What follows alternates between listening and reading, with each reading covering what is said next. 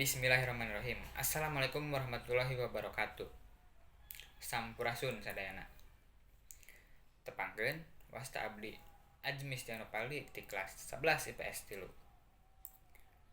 Langkung ti payun hayu urang panjatkeun puji sareng syukur ka Allah Subhanahu wa taala. Tuhan nu esa anu maha masihan hidayah sareng inayahna ka urang sadaya.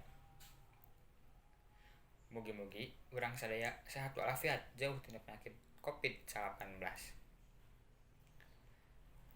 Ibu guru nu kusim kuring dipika hormat. Dina ieu waktos abdi bade nerangkeun naon bae pangaruh tina pergaulan bebas teh. Saacan ka pangaruhna, abdi bade ngajelaskeun. Naon sih pergaulan bebas teh? Pergaulan bebas nyata perilaku para remaja anu menyimpang tina norma agama sareng norma kasusilaan. Contoh tina pergaulan bebas nyata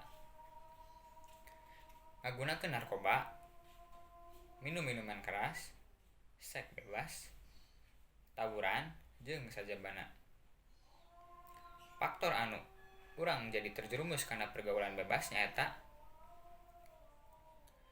kurangna pendidikan agama, kayaan ekonomi keluargana anu kurang, bisa oge tina lingkungan sekitar, tapi anu umumna mah nyaeta hubungan keluargana anu henteu harmonis. Jadi tos jelasnya naon ari pergaulan bebas teh. Ayeuna abdi bade nyebutkeun naon bae pangaruh tina pergaulan bebas. Pangaruhna nyaeta urang jadi kacanduan narkoba, ngalakukeun seks bebas anu bisa nyebabkeun hamil di luar nikah,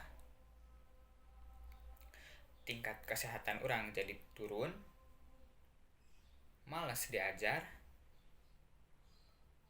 dosa, bisa oge dipenjara.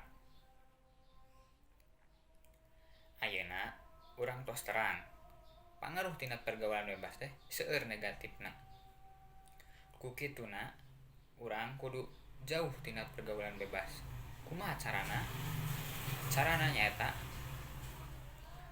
kuatkeun iman, ngajalin hubungan anu harmonis sareng keluarga, boga kagiatan anu positif. Sakitu wae biantara teh sim kuring. Hatur nuhun ka sadayana anu tos nyempetkeun waktosna kanggo ngaregepkeun biantara ieu. Hapunten bilih aya kalepatan. Wassalamualaikum warahmatullahi wabarakatuh.